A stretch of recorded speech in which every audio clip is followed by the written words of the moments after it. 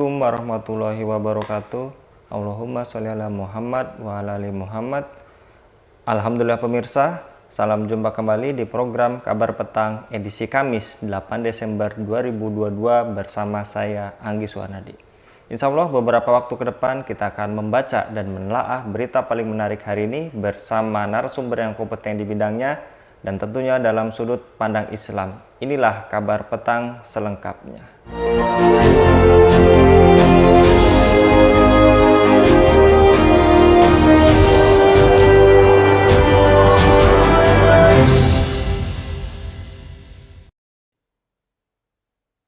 DPR RI dan pemerintah akhirnya mengesahkan rancangan Kitab Undang-Undang Hukum Pidana atau RKUHP menjadi dalam rapat paripurna yang digelar di Kompleks Parlemen Selasa 6 Desember. Dengan demikian, Belit Hukum Pidana terbaru itu akan menggantikan KUHP yang merupakan warisan kolonialisme Belanda di Indonesia. Kami menanyakan kembali kepada seluruh peserta sidang, apakah rancangan Kitab Undang-Undang Hukum Pidana dapat disetujui untuk disahkan menjadi undang-undang? Ujar Wakil Ketua DPR Sufmi Dasko Ahmad selaku pimpinan rapat paripurna. Setuju, jawab peserta. Lalu Sufmi Dasko mengetukkan palu sebagai tanda sahnya RKUHP menjadi undang-undang. Apakah pengesahan RKUHP memicu protes rakyat? Apakah KUHP terbaru akan menjadi alat represi? Bagaimana cara menyikapi KUHP terbaru? Untuk membahasnya kami terhubung dengan Ketua Lembaga Bantuan Hukum Pelita Umat, Bung Chandra Purna Irawan. Assalamualaikum, Bung Chandra. Waalaikumsalam. Nampaknya sedang di luar ruangan ya, Bung? Iya, ya. Ini lagi nunggu panggilan sidang. Baik, Bung. Pertanyaan terkait dengan tema yang sedang dibahas pada kali ini tentang RKUHP yang disahkan menjadi KUHP.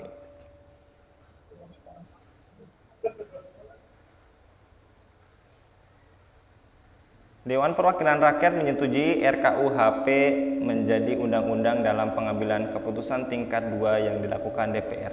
Apakah pengesahan RKUHP memicu protes rakyat, Bung? Ya, yang pertama begini, semangat yang harus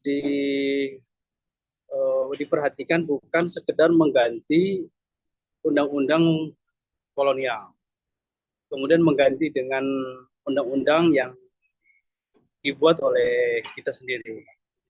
Dalam konteks pembuatan undang-undang, saya kira sudah tidak diragukan lagi bahwa kita ini sangat mampu untuk menyusun atau membuat sebuah undang-undang. Tetapi yang menjadi spiritnya adalah bukan sekedar mengganti undang-undang kolonial, tetapi adalah bagaimana undang-undang yang kemudian dibentuk itu, yang dibuat, disusun, dan disahkan itu adalah mestinya undang-undang yang kemudian tidak menjerat kebebasan sipil. Mestinya begitu. Kalau dia menjerat kebebasan sipil, pertanyaannya adalah apa bedanya dengan undang-undang kolonial? Ini yang menjadi perlu hal di garis bawahi ya dalam undang-undang. Nah, yang berikutnya adalah di dalam undang-undang KUHP yang baru ini, potensi-potensi terhadap jeratan terhadap sipil itu begitu besar. Misalnya adalah terkait demonstrasi begitu ya. Demonstrasi yang kemudian tidak mendapatkan izin, ya, tidak ada surat izin segala macam, maka dia dipidana. Pertanyaannya adalah KUHP baru ini memindahkan ranah pemberitahuan menjadi ranah izin. Ya, ranah hak itu menjadi izin. Padahal izin itu adalah untuk sesuatu yang sudah dilarang, dengan ada izin maka menjadi boleh. Pertanyaannya, demonstrasi itu adalah apakah dilarang atau dibolehkan? Nah, ini ya logika ini harus kita bangun. Kalau dia adalah hak, mestinya tidak perlu izin, karena hak itu tidak harus dengan izin untuk mendapatkannya. Cukup dengan pemberitahuan. Nah, disinilah KUHP baru ini yang kemudian menjadi kritis. Salah satu kritisnya adalah kritik dalam konteks pasal ini. Jadi saya garis bawahi lagi, izin itu untuk sesuatu yang dilarang, dengan ada izin menjadi boleh. Sebagai contoh, seorang laki-laki dan wanita tentu dilarang untuk melakukan kumpul kebo. Tapi dengan ada izin berupa menikah, maka dia menjadi boleh kan. Nah, inilah yang kemudian menjadi perhatian dalam konteks RKUHP yang baru. Demikian, saya kira itu salah satu pasal saja yang dikritisi, belum pasal-pasal yang lain. Baik, Bung. Pertanyaan berikutnya, Bung. Sejumlah pihak khawatir dengan polisi salah tafsir dalam penerapan pasal-pasal baru di RKUHP. Kekhawatirannya itu didasari terhadap kinerja Polri yang dinilainya sering menyimpang dan merekayasa kasus. Apakah KUHP terbaru akan menjadi alat represi, Bung? Ya, polisi memang penafsir pertama dalam penerapan pasal itu, polisi sebagai penafsir pertama. Dan biasanya untuk meminta perbandingan, polisi akan memanggil keterangan ahli. Nah, itu sebagai bentuk perbandingan. Nah, pertanyaan selanjutnya, apakah RKUHP ini, apakah KUHP yang baru ini akan menjadi alat represi? Sebetulnya untuk melihat represi apa tidak, cukup dilihat isi pasalnya. Dari pasalnya saja, sebagaimana sudah saya sebutkan tadi, potensi represi itu terjadi dalam KUHP ini. Kenapa? Karena memindahkan sesuatu yang menjadi hak menjadikan dengan masuk ke dalam ranah perizinan. Mestinya sesuatu hak itu tidak perlu dengan izin, cukup dengan pemberitahuan. Nah, ini yang saya kira pada masa saat ini banyak sesuatu yang hak diubah menjadi ranah perizinan. Nah, ini ya dari sini saja potensi represi terjadi. Jadi oleh karena itu saya kira ke depan potensi represi terjadi. Oleh karena itu ya solusi terakhir akhirnya saat ini di MK begitu. Tapi publik menaruh curiga dengan MK. Khawatir MK tidak berani melakukan pembatalan. Kenapa? Karena hakim MK sendiri dapat di-recall oleh DPR, oleh pemerintah kan begitu. Nah, ini saya kira dari sini akhirnya masyarakat melihat indikasi represi dalam konteks penerapan undang-undang ini potensi besar. Saya kira demikian. Baik, Bung. Di sejumlah aturan baru RKUHP, apalagi yang dianggap publik sebagai pasal karet, akan menimbulkan multi interpretasi dalam penegakan hukum di kepolisian, Bung Chandra? Iya, tadi saya sudah awalkan bahwa beberapa pasal ada yang multitafsir. Pasal terkait misalkan menyebarkan paham yang bertentangan dengan Pancasila. Ini pasal multitafsir ini. Siapa yang berhak menafsirkan itu? Ya, kalau pemerintah yang menafsirkannya atau dalam konteks ini adalah kepolisian, saya kira salah. Kenapa? Karena kalau dalam teori hukum pidana, sesuatu yang tidak ditulis bentuk pelanggarannya, begitu ya, dia tidak dapat dipidana di situ. Karena pidana itu merupakan ya pasal-pasal dalam KUHP itu pasal yang sifatnya rigid. Jadi kalau tidak disebutkan di situ, mestinya tidak dapat dipidana. Nah, pertanyaannya kalau pasal pidananya saja multitafsir, nah ini saya kira kemunduran dari pembuatan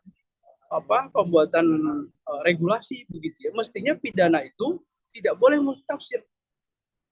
Kalau multitafsir bahaya itu. Demikian. Baik, Bung. Apakah hukum di Indonesia saat ini bersifat otoritarian dan apakah hadirnya RKUHP mempersempit ruang bagi warga sipil bersuara? Lalu bagaimana sikap LBH Pelita Umat menyikapi KUHP terbaru?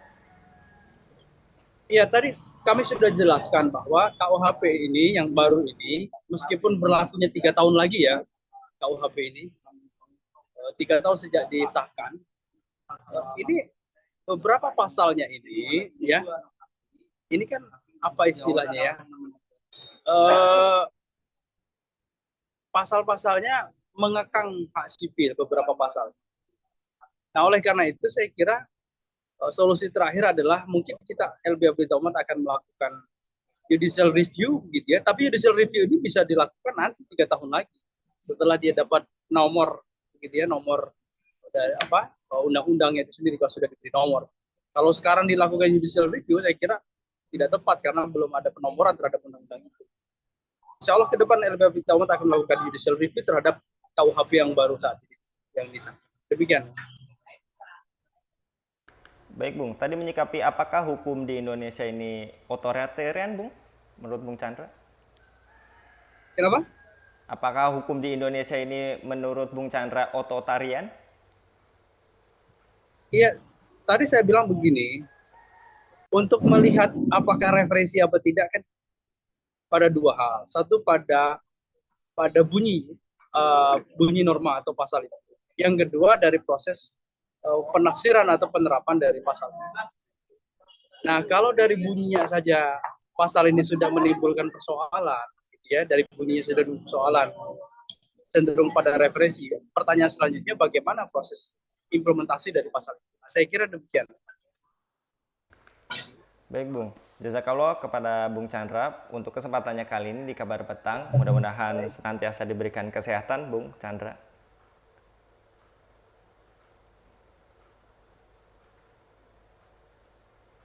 Baik, pada para pemirsa setia semua Kabar Petang kali ini, inilah Kabar Petang edisi kali ini yang membahas RKUHP resmi disahkan jadi undang-undang dalam paripurna DPR. Jangan lupa subscribe, share, dan like setiap Kabar Petang yang dilaksanakan oleh setiap hari. Jangan lupa juga untuk share kepada teman-teman yang lainnya. Berikut Kabar Petang yang dapat bertugas kali ini. Saya mohon maaf dan kru yang bertugas. Kita tutup pada Kabar Petang kali ini dengan wassalamualaikum warahmatullahi wabarakatuh.